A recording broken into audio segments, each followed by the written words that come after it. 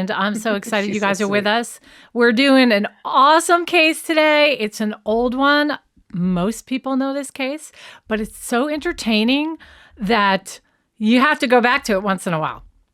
You know what I mean? Well, I've never heard of it, so I was Jo- actually pretty shocked. Jocelyn has never heard of the case of Yes. Jodi Arias and Travis Alexander.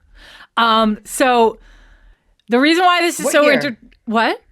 What year? It's 2008 was the murder. Oh, But yeah, I'll go through all the details for you and stuff. But yeah, that's Jodi and Travis. And the case is so interesting and there's so much humor in it. It is long. It is probably, so I'm thinking this, okay? I want to show you this case as much as I can.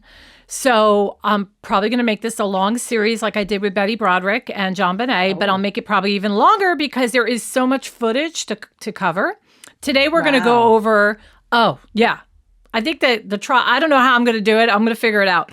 But I'm going to go through the timeline today and get some of the basics out of the way and show some footage of things. And maybe if I can get to an opening statement, I will. But we're just going to take our time. And what I'm thinking we'll do is, since we're on twice a week, we'll do one day part of the Jodi Arias series, and then the other day a smaller case. And then just keep going back to it, part 1, part 2, part 3, to however long it takes us. But I do think it's going to be extremely interesting for you since you don't know much about it. I really like when we break it down. I like when we break it down and talk about a particular part of the case as opposed to all of it at once. Agree. Yeah, it's nice because you really get to dig deep. So okay, so let's get right to it. Okay, so Travis Alexander on the left there. Okay, so he was this successful bachelor, and his life was, obviously cut short tragically in June of 2008. He was found lying, slashed, and lifeless in his own shower in Mesa, Arizona. Okay. There was blood everywhere. He sustained 27 stab wounds. His throat was slit, and he had a gunshot wound to the head. It's bad. Wow. Yeah, it's really bad. What's that? That's hate to have that many stab wounds. You know how much energy you need to total hate. Yeah. Hate and rage, right? So he was a businessman and a motivational speaker. I'll go into all these details. I'll break them all down. I have kind of like a timeline I'm following here. And he was inspired by many of his friends and those in the LDS community, which is the Mormon community of the Latter-day Saints. Okay. He had a positive outlook and a very charismatic personality. And he was killed. No doubt about it. There's no questions asked. We know who killed him. It's Jodi Arias, his ex-girlfriend. So it's not a whodunit, but the lies and the stories that get us to the fact of her killing him is a complete roller coaster and just full of, it's honestly, it is such a piece. It should be studied by attorneys, this case. It really should. And one of the reasons why is because the prosecuting attorney on this case is Juan Menendez. Is it Menendez? Juan Martinez. Sorry. Okay. I can't believe I messed it up. That's from talking about the Menendez brothers. Anyway, Juan Martinez. I'm saying it right now. It's Carolyn, my favorite prosecuting attorney I've ever watched. And he is such an amazing ball of fire in the courtroom. Now, I already know right now, I don't think you're going to like him the way I do. And I just have a feeling we're going to have arguments over him. I think you're going to hate him and I love him. So I know that's coming, which is now no fun. No fun for me. Okay, so anyway, both Travis and Jodi, though, I'm going to get this out there right now. Yes, there is no reason around in this world to kill somebody. He did not deserve to die, but I want to say that everybody bashes on Jodi, rightfully so, but honestly, both of them had very low moral character. They were not good. They were not good people. You're going to find that underneath the surface of Travis, he has a dark side. Okay. And then she is just like dumb and very, very psychotic. She's a psycho, absolute psycho. Okay. So, so they probably attracted each other. No, I don't think that even was no, I don't think you're going to think that. I don't. Okay. But anyway, on the surface, he's this very respectable Mormon man. He wants to portray himself as like, and I'm going to go into a little bit of the Mormon faith so you guys understand.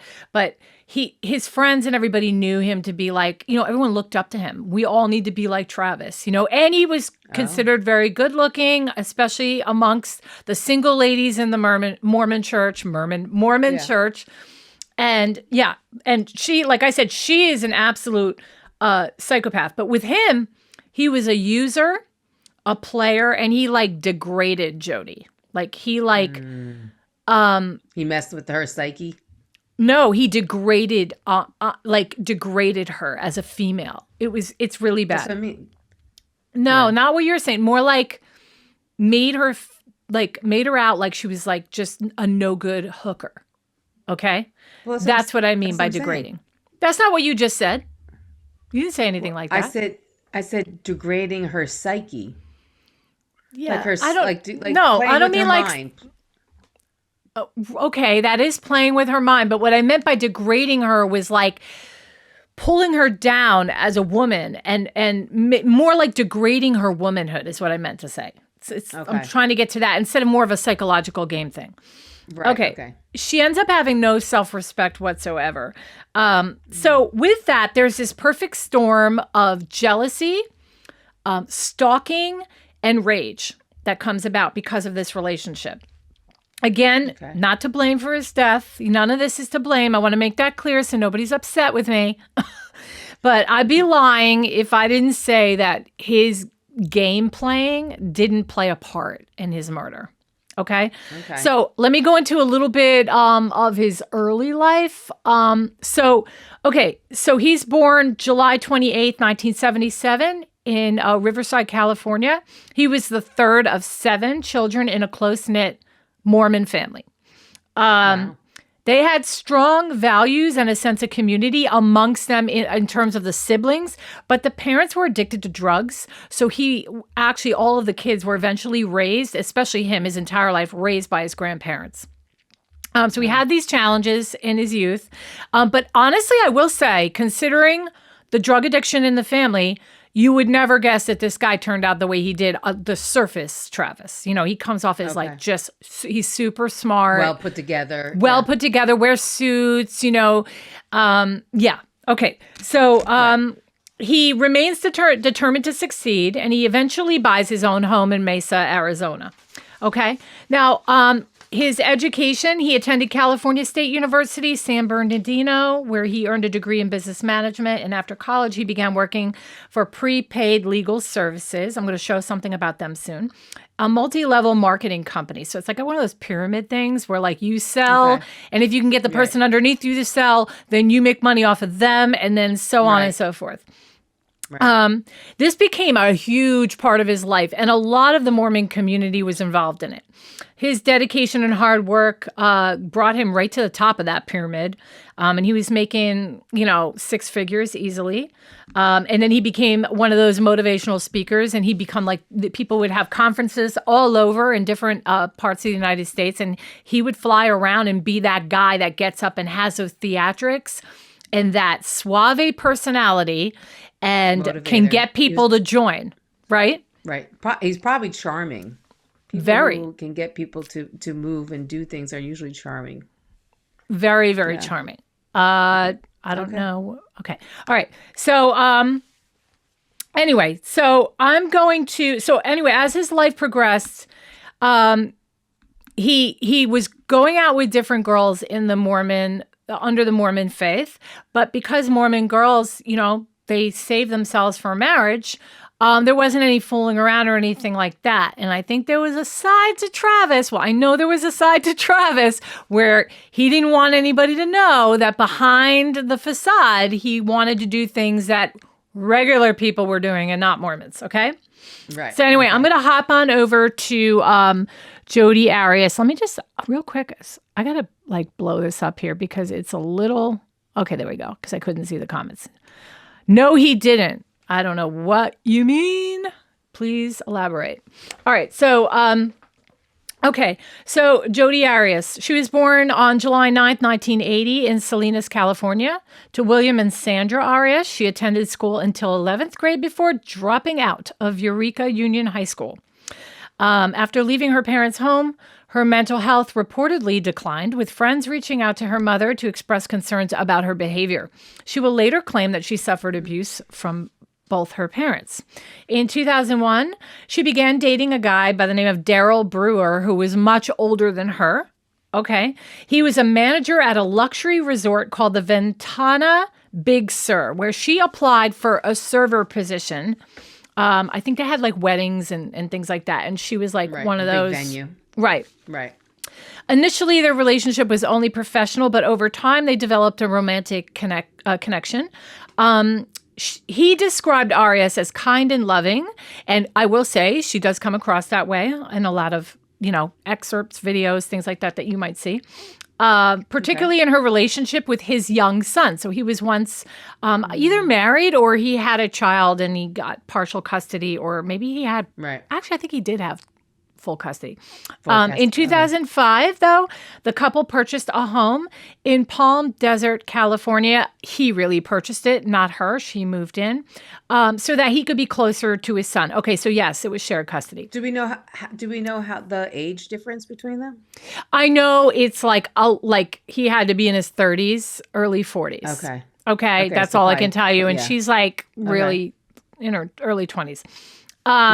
So anyway, apparently she acted very much like a good stepmom to him and treated him really good. Their relationship was really good. And the word is that two Mormons knocked on the door one day and, in their black and white uniform and asked if they could come in. And she was kind of captivated by it.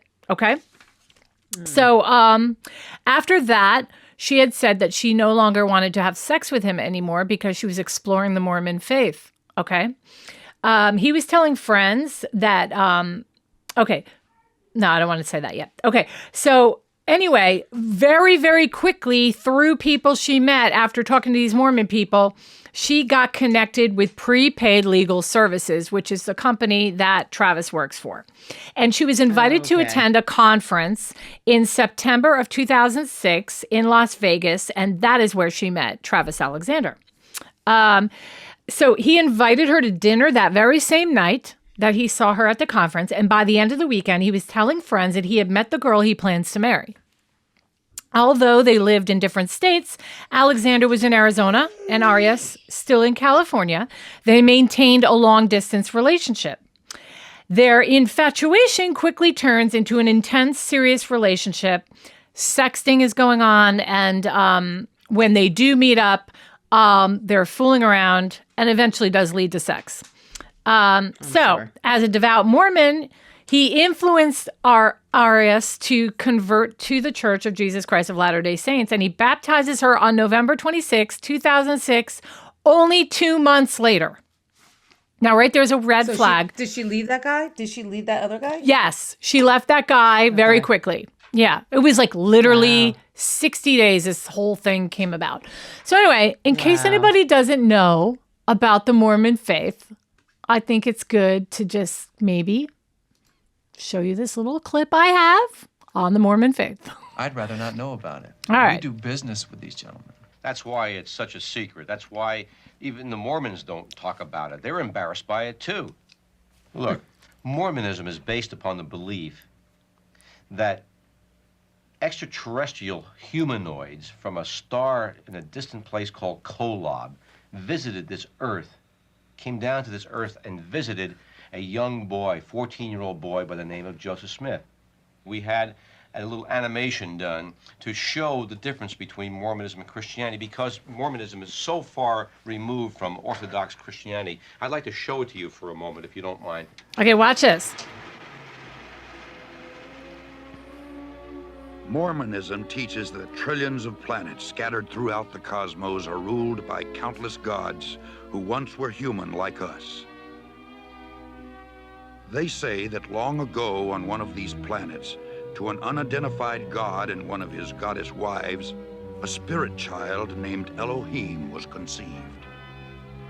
This spirit child was later born to human parents who gave him a physical body.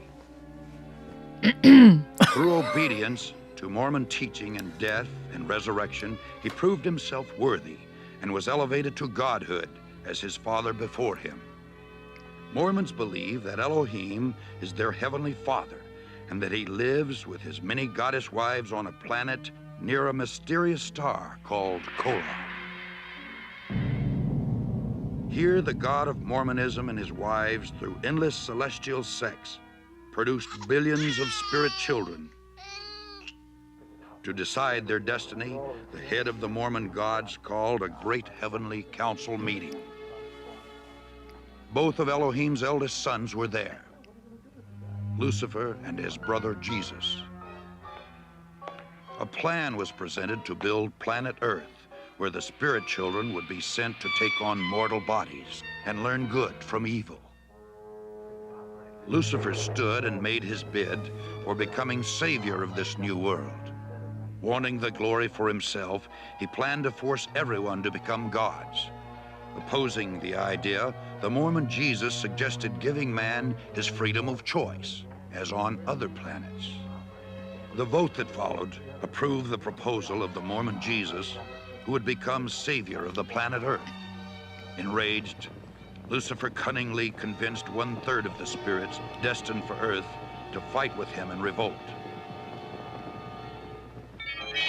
Thus, Lucifer became the devil and his followers the demons. Sent to this world, they would forever be denied bodies of flesh and bone. Those who remained neutral in the battle were cursed to be born with black skin. This is the Mormon explanation for the Negro race. The spirits that fought most valiantly against Lucifer would be born into Mormon families on planet Earth. These would be the lighter-skinned people, or white and delightsome, as the Book of Mormon describes them. Early Mormon prophets taught that Elohim and one of his goddess wives came to Earth as Adam and Eve to start the human race. Thousands of years later, Elohim, in human form once again, journeyed to Earth from the starbase Kolob, this time to have sex with the Virgin Mary, in order to provide Jesus with a physical body. Mormon apostle Orson Pratt taught that after Jesus Christ grew to manhood, he took at least 3 wives, Mary, Martha, and Mary Magdalene. Through these wives, the Mormon Jesus, for whom Joseph Smith claimed direct descent, supposedly fathered a number of children before he was crucified. According to the Book of Mormon, after his resurrection, Jesus came to the Americas to preach to the Indians, who the Mormons believe are really Israelites. Thus, the Jesus of Mormonism established his church in the Americas as he had in Palestine.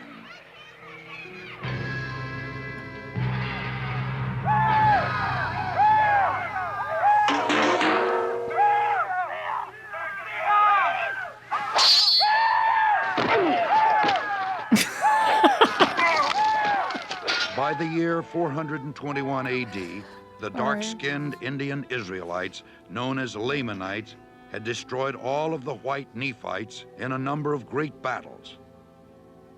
The Nephites' records were supposedly written on golden plates and buried by Moroni, the last living Nephite in the hill Cumorah.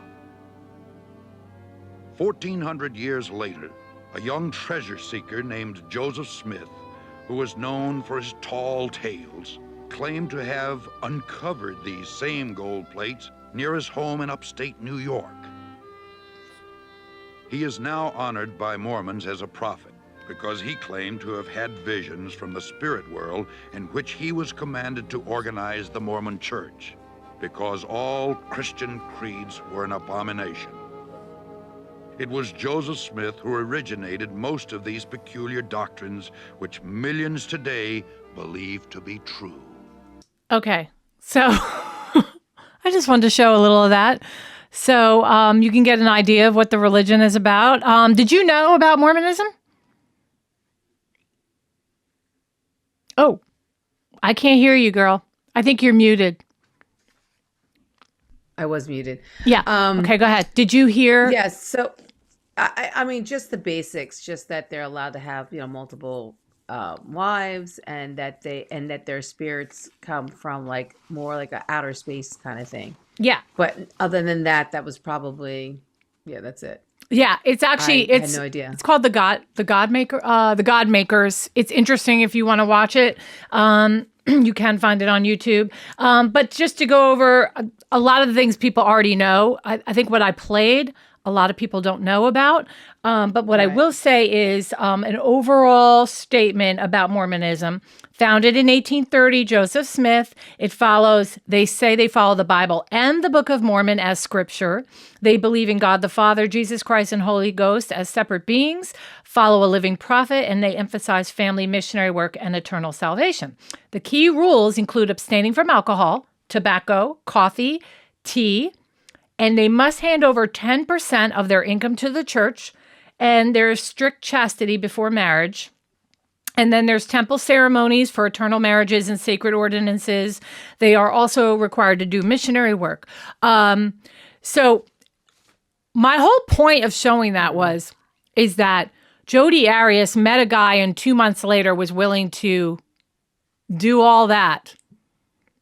What does that tell you? I mean, she did not join the Latter-day Saints and get baptized for her own reasons. She did it because she was in love with him and she was trying to win favor with him. And she also knew that she was, and which leads me to the other thing. They were feeling guilty for the fooling around they were doing as well.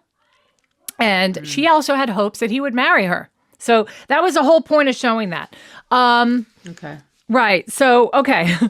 So I play that for you. And then I want to say that, the one of the other reasons is why is because obviously if Travis is interested in being with girls or messing around or fooling around, he's not going to find that in his perfect little Mormon world that he has, right? He needs a girl that he can hide. And what she doesn't know is the joke's on her. She thinks if I baptize myself. Wait a minute. He wanted to hide her, you're saying? He wanted to hide her because she thought she's not Mormon?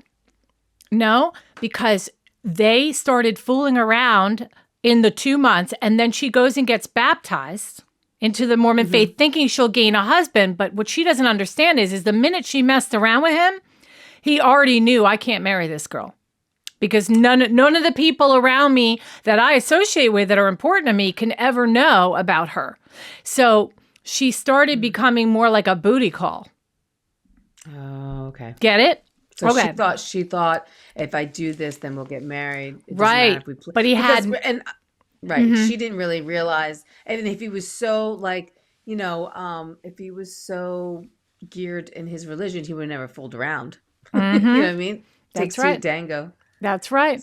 So it is really, really sad because this was all happening, unfolding, and she thought I'm landing this great guy, but she was purely a convenience for him eventually. And he actually gets dirtier with her on the phone with the way he talks to her, like she's just an object.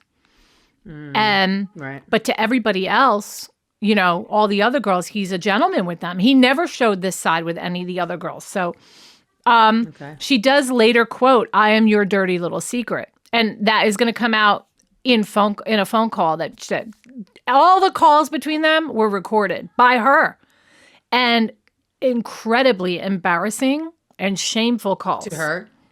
No, between the two of them. I mean, the fact that she recorded them and they're allowed to be used in court and she sits up there while these things are playing, they are so bad that everyone in the courtroom was like, they were just embarrassed for her and uncomfortable just to sit and listen to them. Right. So, here's our timeline, okay? So, September 2006, they meet at the conference, and then I want to show you a little bit of prepaid legal so that you know what the company is that they do. Okay. Okay, so this is just a 30-second prepaid legal ad so you can know. They basically sell legal services, This is his company that he works for. Yeah, the pyramid scheme. Oh, Yeah. right. Okay. Okay, here you go. Couldn't get my money back. I had my identity stolen, but the bill collectors wouldn't listen. I thought I could. Let me turn that up. Legal situations happen every day. Who will you call if you need an attorney? I found out about prepaid legal services. It's only $26 a month. I got the identity theft shield for only $9.95 a month. With prepaid legal, you have an attorney just a phone call away. Look at it as insurance for legal problems. Prepaid legal even helps with contract review, traffic tickets, and will preparation. Even the playing field. Call Aker & Associates today. And that is an actual ad from I was going to 2006. say that whole blue looking thing that kind of looked a little familiar. Right. Oh, it did? Yeah. Oh, no. Yeah. I never saw that back in the day. Did anybody else ever see that on TV? I don't know. I feel like that. Yeah. Okay, and then I have a clip of Travis Alexander's very last presentation on April 24th, 2008. This is him, so you can get an idea of Travis's personality, you know? So, Okay. yeah. I may be in your midst soon, so. But then I won't be as cool, you know, because when I'm here all the time, you guys are like, oh, it's just Travis, you know, so. Mr. Alexander when I live in Arizona, but I'm Travis here. You'll have to excuse me, I just spent all day skiing. That's why I'm burnt. I look like a bottle of Grey Poupon that was set out in the sun for a while. But if you look at Mr. David Hughes, he looks like he got set on, 98% of his body got set on fire, but it missed his forehead. So he had a beanie on, and you know, so I guess I got more burnt, but I don't look near as silly as you do. So, but a great guy, and I appreciate him taking me out. And you know, the funny thing is, and I'll talk a little bit more about skiing later. You know, we all have our strengths, and we certainly all have our weaknesses. And as good as, you know, let me just put it to you this way: skiing is a weakness of mine, and I came with, you know, pants that were suitable for skiing, and I thought, well, I'm leaving tomorrow. I need to pack light. I'll just wear these pants. Okay, so that gives you an idea of him. A lot of swag. Older.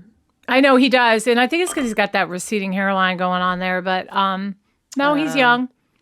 No, he's young. He was 30 at the time of his 30 when he was either 30 when he met her or 30 when he got killed. When he I died. think he was 30. Well, it was 2 months later, right?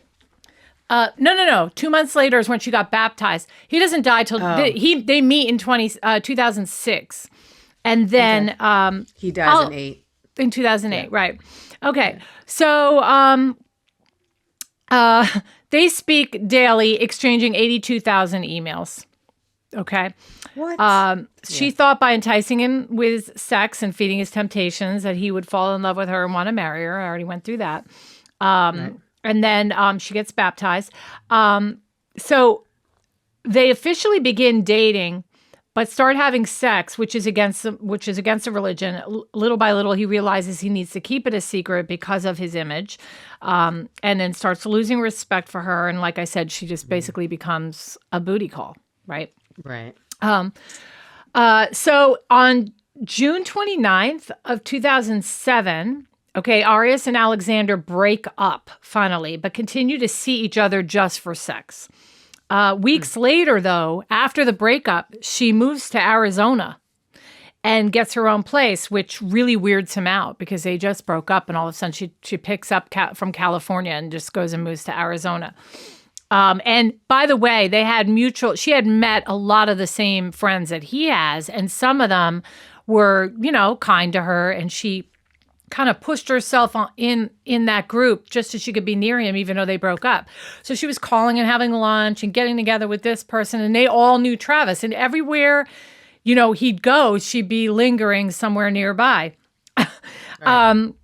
She waits tables, and then convinces him that she could clean his house and he could pay her. And he's like, and he feels bad for her, so he's like, all right, I'll let her. Meanwhile, he's still having dates with other girls, but she's coming in once a week and cleaning the house. And, you know, and she he notices things are getting moved and like drawers are open, and she's really, and friends are coming to him and saying that, there's something really weird about her. You need to get rid of her, and he's like, and there was a side to him that was like, he was telling them it's all right. She'll be fine. I'm not worried. But the whole reason why he kept her around was because every now and then at 1 or 2 in the morning, he called her on the phone and said, come over, and they'd have sex. Okay, so it's really, really sad. Travis tells friends he doesn't like that she moved closer, but he's also being a hypocrite, obviously, because he's having the sex with her. He starts really heavily dating other women in December 2007, and he believes Arias was responsible for slashing his tires outside of a date he was having, like he was in a restaurant. Yeah. I'm sure, yeah. And then someone was sending harassing emails to his new girlfriend. In April 2008, she blogs, this year will be the best year of my life. And then on May 10th, 2008, Arias posted her last blog entry hinting at emotional turmoil. And then May 18th, 2008, Travis Alexander posts about dating with marriage in mind and referencing fears of dating a potential axe murderer. I guess he had a blog going too that was tied into prepaid legal, and people were following it. He had a huge following. Then Travis told friends. Remember blogs? Blogs were used to be really big. Yeah, absolutely. Really big back then. Yeah. Okay, so he then starts telling his friends that he suspects Jodi has hacked his Facebook, and then he tells her to stay out of his life. And Alexander's friends told 2020, the show 2020 at a later time, that they were noticing red flags with Arias early on. And they said they alerted Alexander to their concerns and that they'd even grown concerned for his safety as things grew toxic and volatile between the two. Quote, I started seeing things that were just disturbing, one friend said. Travis, I'm afraid we're going to find you chopped up in a freezer. From very early on, she was completely obsessed with him. Yeah. Then on June 2nd, 2008, back at home in California, Arias rents a car, okay?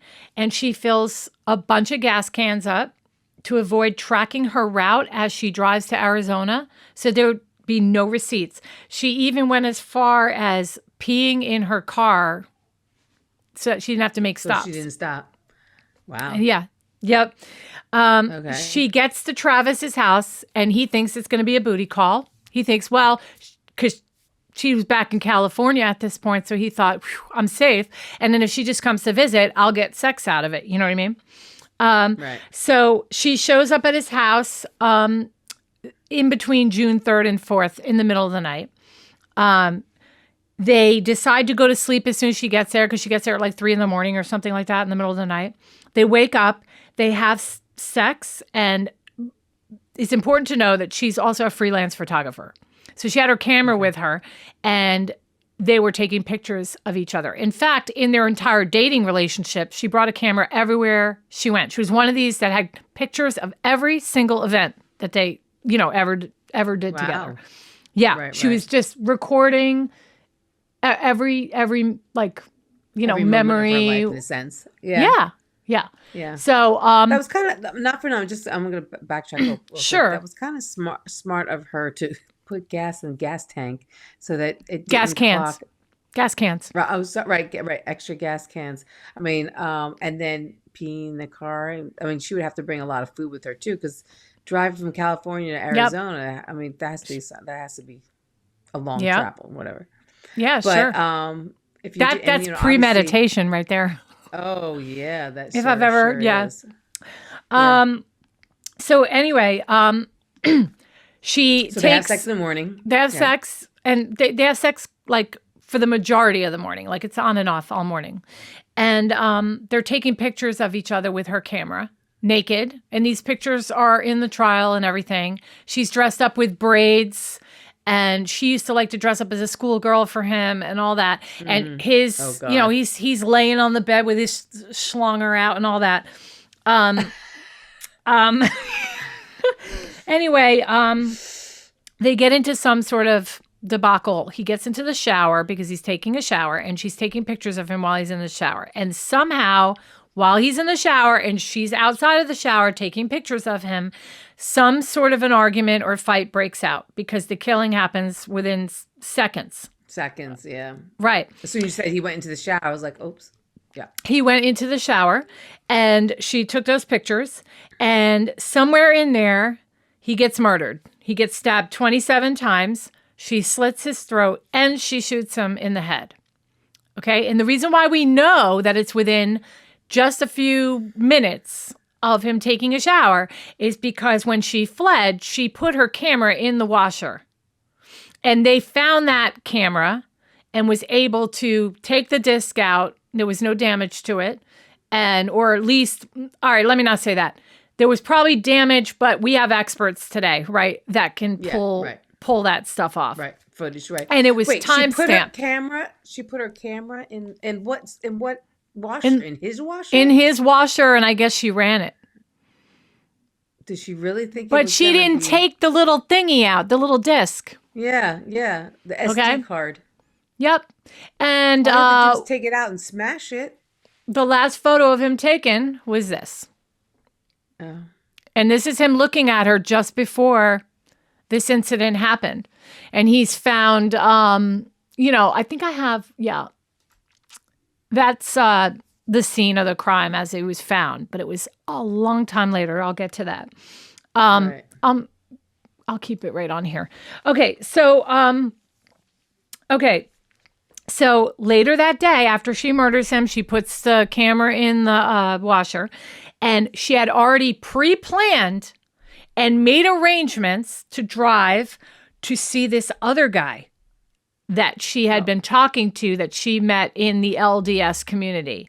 Okay, so his name is Ryan Burns, and she told him, like a week before all this happened, I'm going to be driving to see you. And it was kind of like their first date. They had just been talking. So they talked a lot, felt like they got to know each other to a certain point, Ryan. And she made him believe that it was kind of hot and heavy and maybe they could actually be a thing. So she said, how about I come out and stay with you for a couple days? And he said, okay.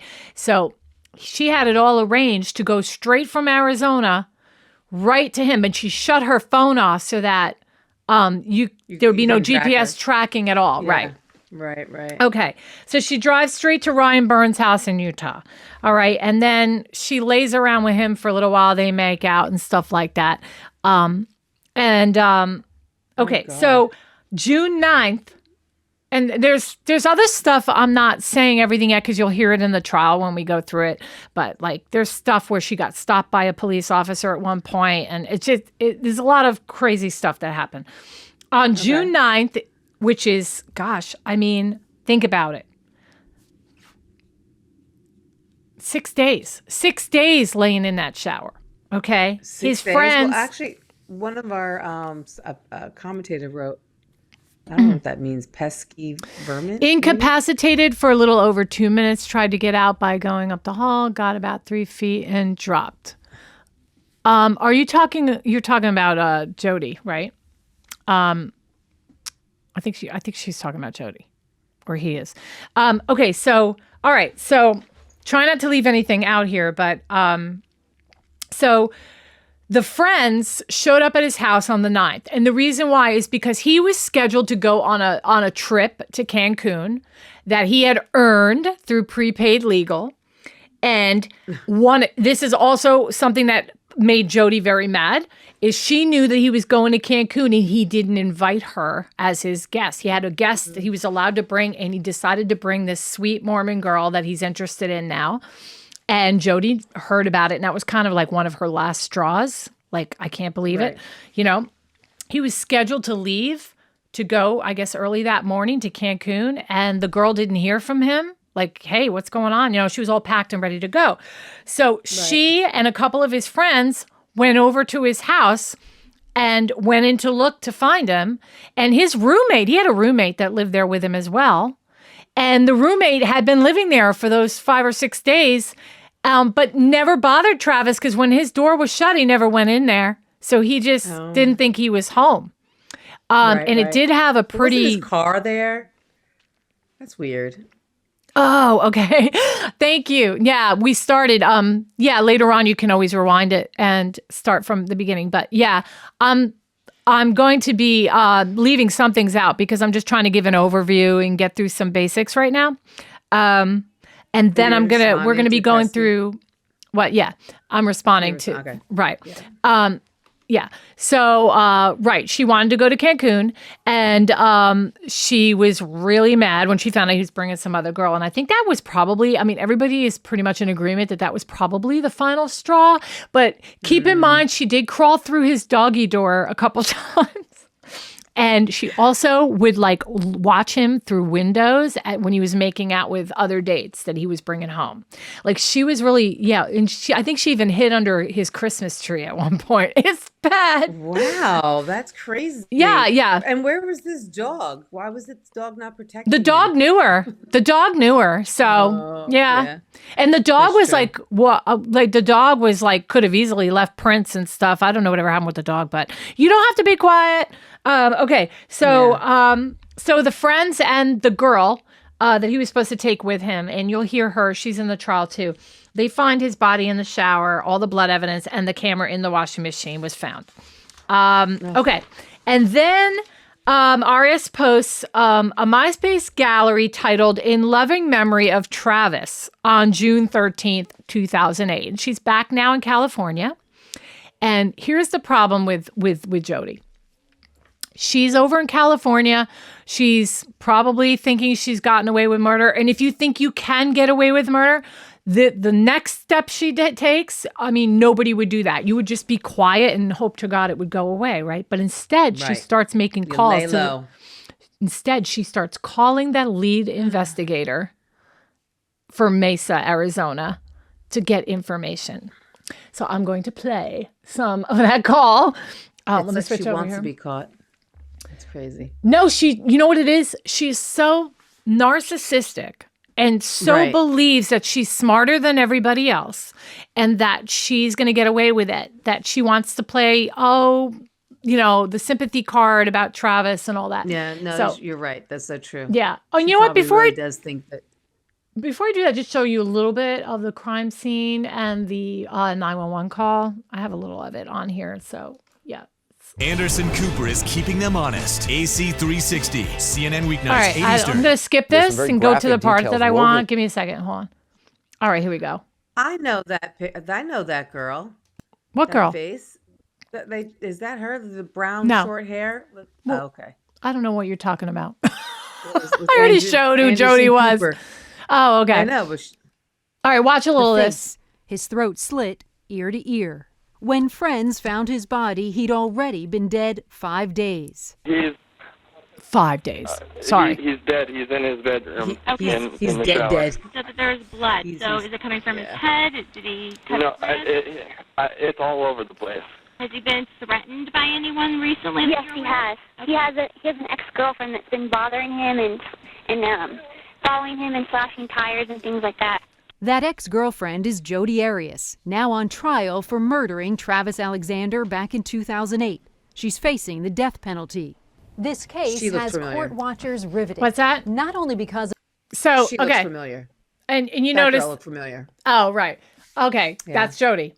That's Jodi. Yeah, the long hair. I didn't realize that was her. So, okay, and then I wanted to make a comment about what they were saying on the 911 call. Okay, knew about the tires and all that, but notice how they knew right away. They knew right away. That's how bad she was. That they knew right away to say, yes, it's Jodi, the ex-girlfriend. Okay, right. And then the other one I want to show you. Okay, I want to play you the call now. Okay, right here, police interview. Okay, here we go. Here's the beginning of the call. Play. Okay. This is from the trial, just so you know. Well, can I call you again if I need more information or if I have another question? Do you have any questions I can answer for you? Yeah, do you know when all this happened? I mean, I got a call last night, but is there any word on? Sometime between Thursday and... Can you guys hear okay? We're not said that maybe multiple people, because he's a big guy. Maybe you can't talk about this, but was there like any kind of weapon used, or was there a gun? Was there? I can't say what type of weapon was used, but yeah, I'm guessing there was a weapon used by the type of injuries that were left behind. Do you know of him having any weapons at all in the house? His two fists. Really? No, yeah. No handguns or rifles or. No, he wasn't one to keep any of that I fighting knives or anything like that. No, he was more into like wrestling and UFC, and he had he said he had just bought a punching bag, and he's like, I love punching the crap out of my punching bag, but I don't get it. She's an idiot. 14:35 hours interview with Jodi Arias. 2008. Oh, you're an idiot. 0804. Hello? Hello, can you speak to Jodi, please? This is Jodi. Hey, Jodi, this is Detective Steve Flores with Mesa, Arizona Police Department. Oh, hey, how are you? Good. I just got a message from one of my patrol officers that you needed to talk to me about something. Well, I just wanted to offer any assistance that I might have. I was a really good friend of Travis's, and I just, I know that I don't know a lot of anything, but... What have you heard so far? I heard that Just a friend. That he passed away, and that it was... I don't know. I've heard all kinds of rumors. I heard there was a lot of blood. I heard that his roommate found him, or his friend found him, or people were... I'm sorry. It's all... I'm upset, but I've heard that nobody's been able to get a hold of him for almost a week, and that was about the last time I spoke to him too. Which is actually why I thought my friend said I should call you anyway and let you know the last time I talked to him. Yeah, absolutely. I mean, any help we can get from anybody who had any kind of contact with him, any phone contact. I used to talk to him quite regularly. I used to live there. I live in Northern California now. But after I moved a few months ago, and after I moved, we kept in touch very regularly, and kind of fell back a little bit, and it got down to about a couple times a week, but I hadn't heard from him. I talked to him on Tuesday night. I looked at my phone records on the internet to check, and I definitely talked to him Tuesday night. Okay. So was that your cell phone, or? Yeah, that was my cell. It's the only phone I have. Okay. Is this the number that I called? Yeah. Okay. So, and that was Tuesday night. Do you remember about what time? I think it was, I want to say like 9:15, but I think it was sometime between 8 and 10. So I know it wasn't as late as 10. Probably between 8:30 and 9:30 more so. Yeah, I think. And what did you guys talk about? It was brief. I was driving out to Utah, and he was like, "Are you going to come out and see me?" And I'm like, "No." And he's supposed to make a trip up here at the end of the month because thing that we are doing. It's called there's a book called 1,000 Places to See Before You Die, and it's been featured on the Travel Channel and all that. And we sort of got into that last year where we were starting to see all these different places on the list, and we thought, 1,000 places is a lot of places, but why not? That would be a fun goal. So we each kind of have that goal, and one of the places is the Oregon coast and the Shakespearean Festival, and so he was going to come up here for that. That's her mom on the right. We were just going to go see that in Crater Lake and her mother. different landmarks. I don't know about was which that one. trip already scheduled? Or The one on the right. You guys talked about? Can you hear me? It wasn't officially dated, but I had been trying to reach him so that I could solidify my own schedule because I was planning on making a trip down there soon. But it was supposed to happen in May, and then it's supposed to happen last week, and that didn't work out. So he was going to leave for Cancun today, and then he said as soon as he gets back from Cancun, he was continuing the trip because he's going to drive up the coast. And when he reaches me, we'll go do some things, and then he'll continue on to Washington and see some friends up there. And then I guess that was supposed to happen before the beginning of July. July, he was supposed to go to Washington. Could you say Well, something like that?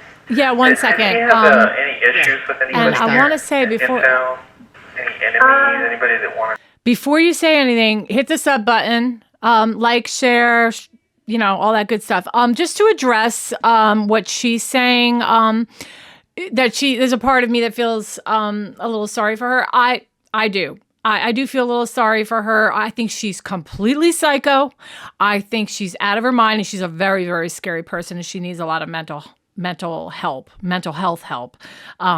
So yeah, I see what you're saying. And only after I watched the trial all the way through one time did I realize just how bad he was to her. And, again, she should have never killed him. I mean, she's where she belongs, but I do see your point on that. There is a part of me that does feel a little sorry for her. Now, you were going to say something, right?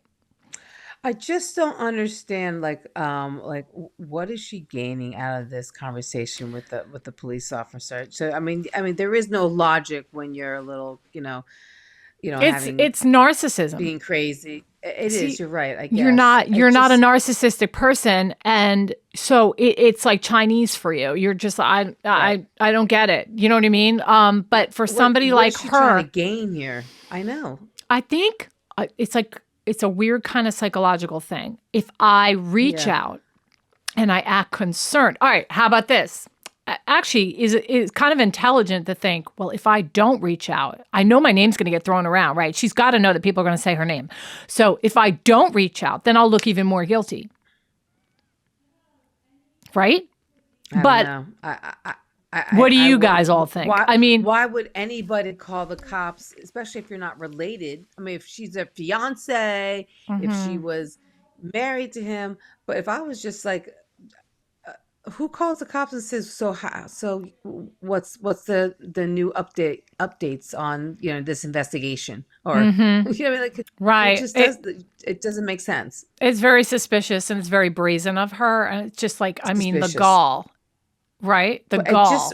You were just saying, hello, point your suspicions or your questions towards me. Like, there's no benefit from doing this, is why. So even if you are narcissistic, and usually I find that people who are narcissistic can be obviously very deceitful, but they're usually also kind of smart. They're so deceitful. So where is the logic or the smartness in doing this? She is so smart and so dumb at the same time. I don't know. I think she's more dumb than she is smart. Because she does so many stupid things throughout this whole thing. And it just, even right up to her pleading for the death penalty at one point, and then changes her mind again. And it's just, and the way she is on the stand though, she gives Juan Martinez, they are the best duo I've ever seen. They go at each other, and it's it's so entertaining, and there's so much of it. Honestly, I don't know how I'm going to narrow it down. I don't have a condensed version of this trial. So that, I don't know, it's going to take us months, but it's what did they say? The concerned person. I don't know. Yeah. Well, if you're not concerned, there, a flag could go off, but I think I'm sticking with okay, I can see you making a call and checking in, but then she keeps talking, and then she won't shut up. And that's where she looks really guilty. Yeah. Right? Okay. So let's go back to this. Got his tires slashed. It was last year. He said he was worried about that, and I was worried about that. He never locked his doors, and I would tell him, lock your doors, and you're not my mom, And he comes from a bad city. I think he comes from Ruby, California, which is gangs and violence. And I come from a similar type of neighborhood in California. So my parents and I, we've always locked our doors, and that's just my habit. But he doesn't have that habit, and he lives in a great neighborhood. And it's never been an issue. Nothing has ever been stolen. Nothing has ever been. He's never been, broken into. And he had his tires slashed. I don't remember when it was. It was last year, sometime around Christmas, I think. Okay, she's saying he had his tires slashed, and it was her who did it. By me. She's delusional. Something is seriously wrong with this girl. I don't know. Maybe she's on the spectrum. I don't know. But okay, just so you know who you're looking at, those are his two sisters right there. I think That's the sister's husband to the left. Okay. But yeah, the two sisters in the middle, in the front.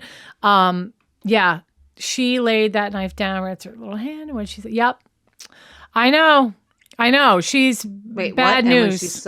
And when she saw him in the mirror moving to the hall, she went up behind him and what's it say? Slit his throat. Oh, she went up behind him and slit his throat. How did he end up back in the shower then?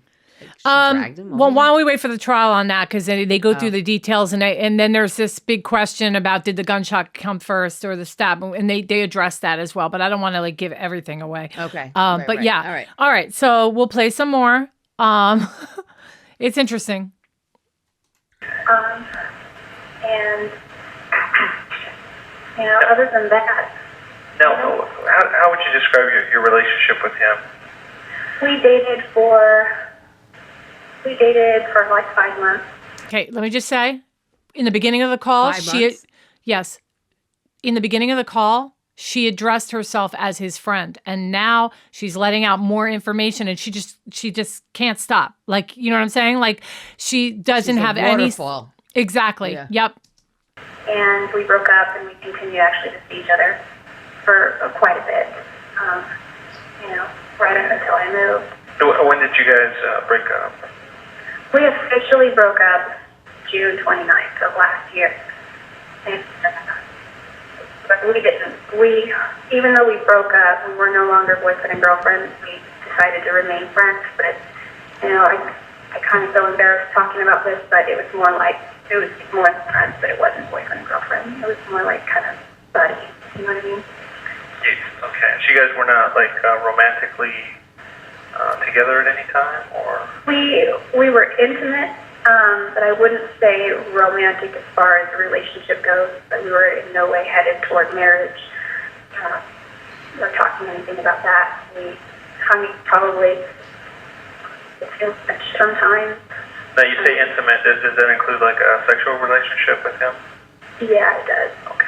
I know it's kind of embarrassing to talk about stuff I know, like that, and you don't know me, so. Yeah, and if you could just keep it confidential for now, because I know that he's Mormon. He's not seriously looked down upon in our church, and I'm telling you this to help in any way I can. Okay, I appreciate it. So you actually moved back to California a couple of months ago? Yeah, I did. Okay, what date was that? Do you remember? I don't remember the exact date. I have the dates I rented the U-Haul. It was early April. Like before April 10th. So it was after the 1st, but before the 10th. So I'm guessing 7th, 8th, 9th maybe. I'd have to check the dates, though. Did you stop by the house when you rented the U-Haul to say goodbye to him? Oh, yeah.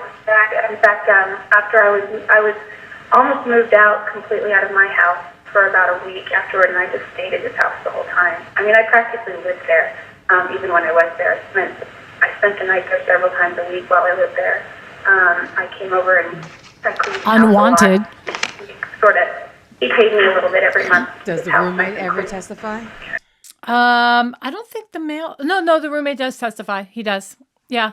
But there were times in the end, as it got closer to his murder, that he wasn't encouraging her at all, but she would just show up and try to entice him with her appearance, her physical self, and promising him sex. And then he was weak, and he would just be like, oh, okay, one more time. You know what I mean? But then he didn't want her around for anything other than that, Right. Sort of like a housekeeper. Did you ever happen to meet any of his roommates at that time? I knew his group really well at the time. Various roommates. Some have moved out. One guy moved to Utah, and one guy moved to Phoenix. Zach I don't know if Zach is still there. I think he is. Yeah, he is. I knew Zach because I met him. And, we sort of connected because he's a photographer like I am. And, he took the room that Aaron lived in previously, so... Yeah, Zach. What do you think about Zach? What do you think his relationship is with your ex-boyfriend? He seemed like a nice guy. When I first met him, he seemed just like a normal guy. He's a returned missionary and he served. Okay, good. I didn't lose you. He served his mission, I think in Arizona, and he liked it so much that he moved back. He knew Travis from church, so, him and his girlfriend were there. I think there was some alcohol there at one time, and Travis was suspicious about it, but he said he used it for cooking. That's fine, because, Mormons don't drink alcohol, but, well, some do. so they're not supposed to. And Travis, that's another thing when it came to that. We call it the word of wisdom: no alcohol, tobacco, drugs, or coffee or tea. And he was just super strict on that. She will not shut up. He wouldn't even take Excedrin for a headache because it had caffeine. Like, he's so strict on that. I'm a little less strict on that. I'll pop Excedrin any day, but there's a lot of Diet Cokes in the fridge. Yeah, they're not Travis's, I can guarantee that. He wouldn't even touch Coke. So it's one of his other roommates, I guess. Okay, and that was around April that you last saw him, right? Early April. You haven't been back in town since then? No, I haven't at all. Okay, I thought somebody had mentioned your name, and you've been back in town for like a week or a couple of days. Oh, I've been thinking about going there. So yeah, I've been definitely planning on heading down there. Let me just say too, this cop, he's awesome. Like, he knows exactly what he's doing right now. Like, he's playing her. He's being smooth, sweet, keeping her talking, and he remains this way all the way through. He's a really mild-mannered police investigator. God Do you know what I mean? bless him. Yeah. And even in her interrogation, it's like on how he deals with her. Like, I mean, I imagine that he must have like sat there and listened to all her BS and then would walk out of the room and be like, oh, what the heck? What was that? You know what I mean? So it's like he doesn't really have to do all the, well, he is doing detective work, but like really she's just like saying everything. Right. Yeah. Giving him bits of like chunks of info. Yeah. Left and right. But you haven't physically been here since you left. Since I moved, no, I haven't. I was gonna go this week actually while he was in Cancun and stay at his house, but it's just not in the budget. Oh my gosh, not in the budget, she said. Was that something that you guys had scheduled, that you were going to come down and stay at his house when he was gone? Yeah, no, actually, not. That's what I emailed him about last week because it was kind of last minute. Because I was going to go, I'm looking at a calendar here. I was going to go not this week, but the next, and then he was going to come up here that following week, which was before July. And it all sounds kind of weird. We're all like travelers. And I figured, it would be a good idea if I would have a place to stay. His house is open all the time to friends. I mean, anybody in his business or anybody that comes to visit, he gives up his bed. He did not want you around. Have the whole room. So it just didn't seem like, he said the door is always open, so I would have felt totally okay just showing up and staying at his house and eating his frozen dinners, et cetera, et cetera. And he would have been fine with that too. And I just, he said just always give me a heads up. So I asked him, let me know if that's cool. If not, I'll make other arrangements. And I never heard back. And when was that email sent out? Just a few days ago. I'm in front of the computer, so I can check right now for you. Yeah, you can do that. She did win a singing contest. Just logging my account.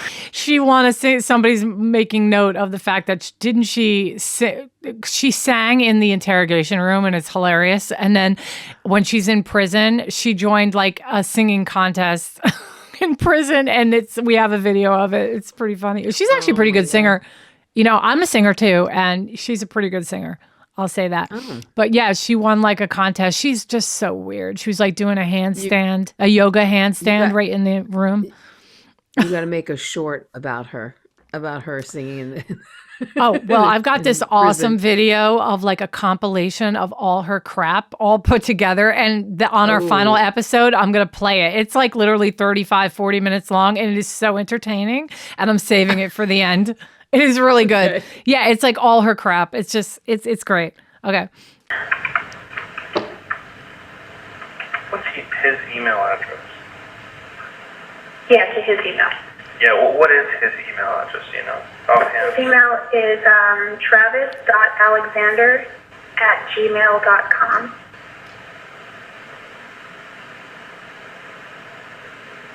Let's see.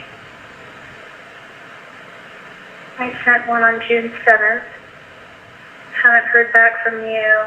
He got a little bit upset when I said I wasn't driving out to see him, but he gets upset real easily. I don't know, he like kind of handed over me a little bit, and we kind of guilt each other sometimes. So you guys still had a fairly decent relationship as friends? We did. We had a really good... that we talked to said that you guys, that your relationship was kind of rocky, and it got a little crazy at times. Or... It did. What happened was when I broke up with Travis around last year, because it was all really dumb. It was a bunch of drama. I had the suspicion that he was cheating on me, and so I looked in his phone to find out, and I found all these text messages, and like it just all blew up, and it was like we realized we couldn't trust each other. So I mean, we broke up at that point, but we were still attracted to each other, and we still loved each other. So it wasn't the best thing, but we still hung out all the time together. And it didn't really help either of us to move on, because I haven't really dated anyone since. And he told me that he hadn't dated anyone since, but then he told me that he has. So it's all been kind of weird, because we kept our dating lives sort of from each other, like a don't ask, don't tell policy, sort of. And I think it worked out. It was more convenient for us. I figured, if he didn't have a girlfriend, then I'm okay coming over. And as long as he didn't think that I was with anybody, then he was fine too. So just the less we knew about each other's dating lives or romantic lives, the better off we were. So he just wanted you for sex. It was June 7th. I'm so sorry. Yeah, this is the one I sent about letting him know that I came. And what town are you in again? I'm sorry? What town are you in again? I'm in Wairika, California. Y-R-E-K-A. Sex is so alluring. It's like she's in love with a figment of her imagination. Like, she has been told, it's true that he had started in the last year saying, okay, enough, leave me alone. I don't want you to come. I don't want you to be here. Stop following me. And yeah, he'd have these weak moments where he would sleep with her, which is stupid of him, because he didn't know that she was going to be some psycho murderer. But but you're playing with somebody's mind like that. I agree. I agree that he's a crappy person, what he did, for sure. Yeah. I'm with you on that. We actually might agree more on this case than I thought. But I think it was like you could even tell by her demeanor in court and when she testifies and all that somebody says something to her and it's like, bzzz, bzzz, just goes through one ear, out the other. No, it's like she says to herself, no, that's not true. That's not what he really thinks. And then she just, no, he loves me. No, he wants me to come over. No, I don't want you to come over. Yeah, he wants me to come over. I'll just sneak through the doggy door, and then when he sees me, he'll want to see me. It's just incessant. Which is exactly what happened. It's exactly what happened. He said no. She crawled through the doggy door, I'm sure. And then she's like, here I am. And he's like, they argued probably. And then the fact that she's there and he can have sex, he wasn't a strong male. He just wasn't a strong person to say, you need to get out now. Like he allowed her body or their intimacy together to overrule his thought process. Yeah. So court says he deluded her because he would sleep with her. So that he could get her, right? That's what you're saying. Like, he tore her down so that he could just get the sex from her. But what he didn't realize was he was playing with fire and not everybody's going to think, most people are not going to just turn around and kill you. You know what I'm saying? He probably thought, screw her. I have no respect for her. I'm just going to get the sex I can get. But he was like literally pouring lighter fluid onto the fire and making it bigger. I obviously have to listen to the whole thing, but I'm assuming as of now, that he just had a weakness for her in that sense of sex, and that I think his intentions were to break from her and not be part of it. Yeah. And he couldn't like a whole 100%, have her out of his life, because I think he probably felt bad for her too. Obviously if he let her clean his house, right, a couple times, whatever. I think that he did have like a morals in the sense of forgiving, but the fact that he kept on saying yes to her every time she showed up at the door, and they would have and be intimate in that fashion, he's just sending the wrong signals, the wrong message. Yeah, and creating this person who just like, that's like messing with her mind, Yeah, I agree. But you're saying he did have some morals, right? Well, but not when it came to her. He was just like, she's just a dirty whore, and I'm just going to use her up. You know what I mean? And didn't think for a second. Is that what he said? Did he say that to his friends? He does make very terrible comments like that. Yes, it's you're gonna hear them in the calls, and they even actually have full on sexting going on where they're actually climaxing, and you can hear it in the courtroom, and it's mortifying and she knew that she was the one handing this evidence over. She knew that this would be played in court. And it's almost like Why would she hand over all those phone records? Because her defense is going to be about him tearing her down, and that he was emotionally abusive to her. So she needed to play those calls in order to prove that, So what do we have here? Travis tried to get her gone several times. And she initiated the phone sex, text sex, and warm mouth hug. Yeah, no, she totally initiated it as well. But she also thought, Pesky, she also thought there was a husband at the other end of this, and the joke was on her. There was never going to be a marriage ever. Well, she just thought there was a relationship. Yeah. Well, in her mind, they were going to sail off, in the sea together, and they were going to be married in one big happy family with kids, and they'll repent in the Mormon church, and they will end up. But his feeling was she was damaged goods, and he could never marry somebody like that. Oh no, I can't be with somebody like her. I'll use her up on the side and not let anybody know about it. But I'm going to marry a pure, clean Mormon girl, and yeah, and she just, and he messed with the wrong chick. Let me tell you right now. Hit that subscribe button, y'all. All right. Don't forget, I'm going to play some more. You guys hit subscribe. I know. You guys hit subscribe. YREAA? Uh-huh. Oh, where is that at? It is 15 minutes from Oregon, and it's on Interstate 5. Okay. All right. So just right Oregon border. Yeah. Inland. Not close to the coast? No, unfortunately.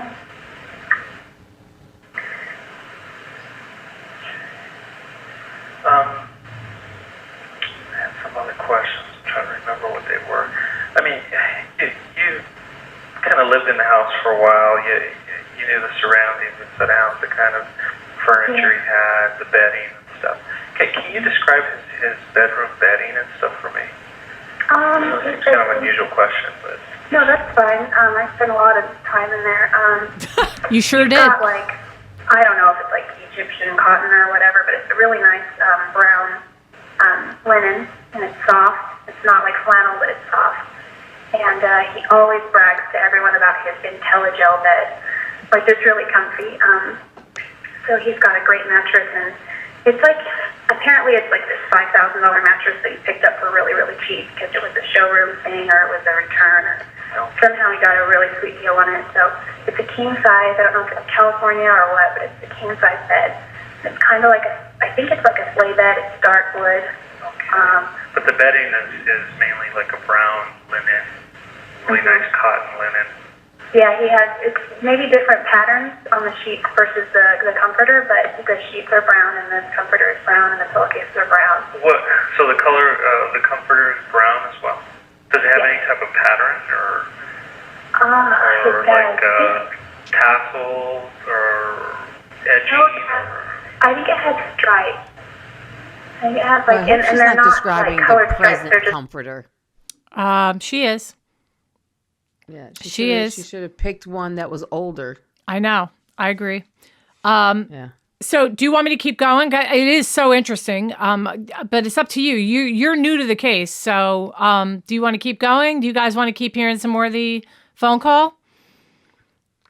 What do you think, Lynn? I mean, the phone call is awfully long. It is long.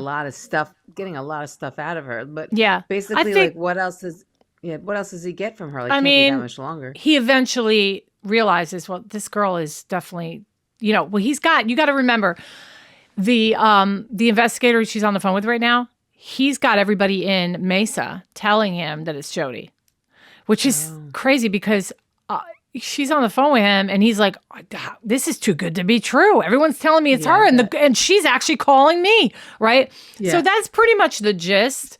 You're here for it. Okay, so you haven't heard it, so I'll play a little bit more. I'll play a little more and then I'm going to show you guys if I have time. What time is it now? Yeah. Okay. I'll play like 5 or 10 minutes more and I was going to show you guys a little bit of this one quick video and then we'll end after that. But I have this quick video of her shenanigans in the interrogation room, which is pretty interesting. But yeah. All right. I was joking. A lot crazy being in the drinking water. I don't know what you guys are talking about over there. You're talking about drinking water. All right. I'll play a little bit more. Like stripes in the brown pattern stuff. Oh, like, it's dark brown, but it's got a little bit darker brown, like threading. Yeah, you can see that there's a pattern there. And the sheet may be more of like a checkered thing, I think, if I remember correctly. And his cover too, his bedspread is like, it's a down comforter that's white, and then it's got like I don't know what he used to call it, it has a special name. But it's like a duvet cover? Yes, it's a duvet. What does the duvet look like? It comes like it's got buttons on the end and it covers the whole thing and you slide the actual comforter inside the duvet, which is what you pull off to wash or you can, that kind of thing. So, and we've, like many times, it's so hard to get in there with one person. So you kind of just grab the corners and we pull it in together on one side and then you just sort of fluff it out and then button up the buttons. Exciting. Yeah, why does he want a description of that? Shoves over in one corner. It doesn't want to spread out. Yeah, exactly. So it didn't have like any type of edging or tassels or anything like that you know of, like a light brown. Not that I remember. Is there anything in the house that resembled anything with some type of small tan, rope-ish kind of? Because that was left in the bathroom. See. The other thing, you may have pillows. The other thing is, okay, first of all, it's a combination of wanting to see how much she knows. 2, keeping her talking, right? You want to keep her talking. And 3, there is a piece of evidence that is like a curtain back rope thing that is in the crime scene. So that's another reason why. So don't assume, well, why would he ask that? Well, there's reasons for it. Like, I'm just talking about him having her describe what a duvet is and how do you put one together. It's like, really? Yeah. But also just for the simple fact to keep her talking. Do you know what I'm saying? Yeah. Just to keep the girl talking, which she's more than happy to do, right? Yeah, he may have had pillows. He has pillows on his bed, not on the bed, but on the chair that's next to his bed. Yeah. There's those. There's also a round pillow that he uses to make his bed, and there's just one. He puts it in the center. And there may be some kind of tassel thing on that.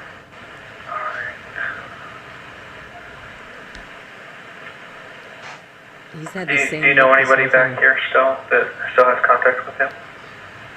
Yeah, lots of people, tons of people. Is that how you found out about what had happened? A friend of mine, Dan Freeman, called me last night. I met Dan through Travis. Dan Freeman. Freeman. Yeah, F-R-E-M-A-N. Okay, yeah, we talked to him as well.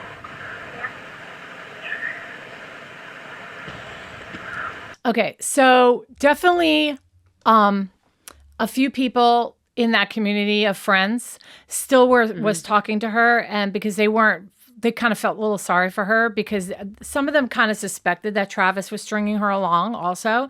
Some of them thought she was act like bat crap crazy and they wouldn't have anything to do with her.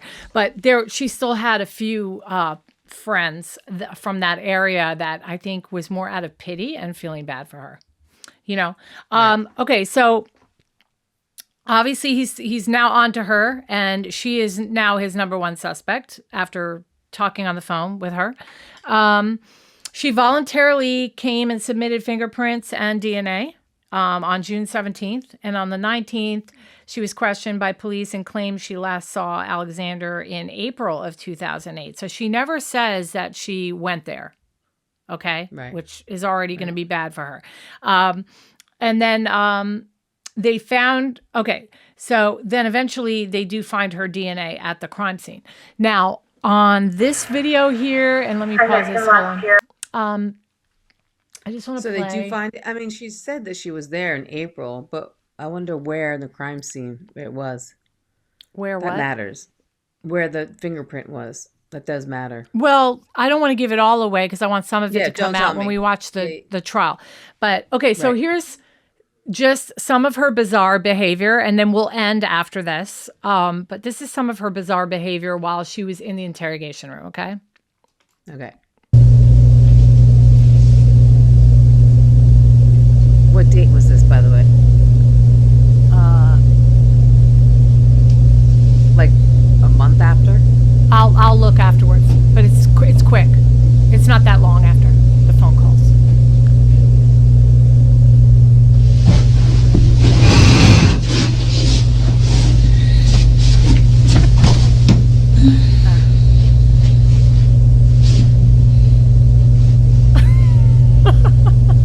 Maybe she's trying to meditate or something. I don't know. Oh my gosh.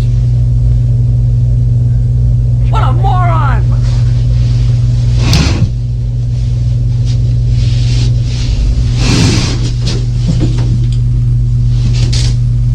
Stop it!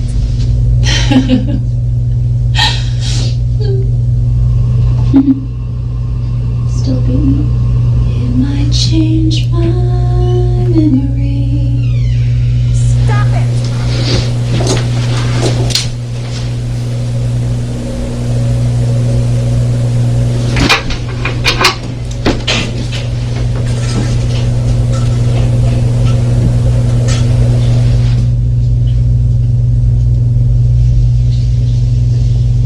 She likes to smell herself. Yeah. Is there any food in here? She's probably so bored. How long did She was left in there for long periods of time, but and she just starts. Regardless of what the Bible says, and yes, I'm Christian, I just live my life by the 10 Commandments, and those are my rules. Da, da, da, da, da. You know, thou shalt not this or that, but it doesn't say thou shalt not fornicate. So I just used to joke about that.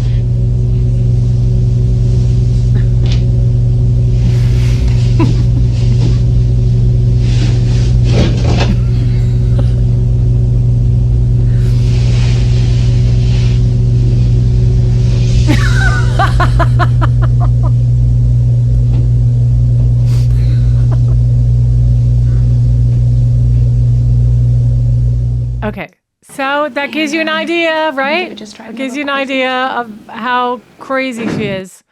Does she ever do a 2020? Did she ever do an interview with anybody? Oh, girl. With the news. Okay. You can't keep her away from being interviewed. She does so many interviews. Okay. She demands makeup. She wants makeup done. She smiles during her mug shot. She's like, I'll show you all that next time. But yeah, you'll hear her talking. They actually are filming her before they start filming her. So she'll be sitting there with the lights and everything, and you could see in her face, she's like, this is all for me. And she's there for an interview, right? And she's like, can I do my makeup? And then she's like, can you hold my compact mirror for me? And she's doing, I'm like, wow. Like, I've never seen anybody like her. Right. Which makes me think she's really mentally ill, that there's something seriously wrong with her. But we are going to play some of that, the makeup stuff and all that. But then I want to play the opening statement for Juan Martinez on our next one. So stick with us. We are going to walk through it very slowly. It's just so worth it. And there's so much comedy and so much, like, honestly, I truly mean this. It is a very, very interesting case. legally. Okay. Like the way the whole case goes down, and these attorneys, now her attorney's another story. I'll talk about him next time. He didn't even want to represent her anymore. He wanted out, you know? And he was very sick. He had like cancer during the time that he was representing her. So was he a public attorney, or was he was the public she defender? hired him? Nope. Oh, he was a She had no public money. defender. Okay. He was a public defender, and he tried to get off the case and he couldn't. And then there's this weird girl that she's got also on the team, but yeah, we'll definitely get into all that. Okay. But yeah, so that's Jodi Arias part 1. Make sure you guys hit the subscribe button, share and like us, and we're going to be on what day this week? Are we on Friday? Friday night? Friday. Yeah, We're on Friday night. I don't know if I'm going to do a different case and just do this one once a week, or if we'll just jumpstart it and do part 2 on Friday. If not, it'll definitely be Monday. So, but yeah. And she'll decide at 7:00. We love you guys. We love our viewers. We so appreciate you following us and hanging out with us. It's not working. It's not, but I still like doing it now. Oh, I'm supposed to do it like that. Not. Yeah. Anyway. Okay. Guys, have a great night. Thank you so much. We will talk to you next time. Bye. The views and opinions expressed in this podcast are solely those of the hosts and guests. All individuals mentioned are presumed innocent until proven guilty in a court of law.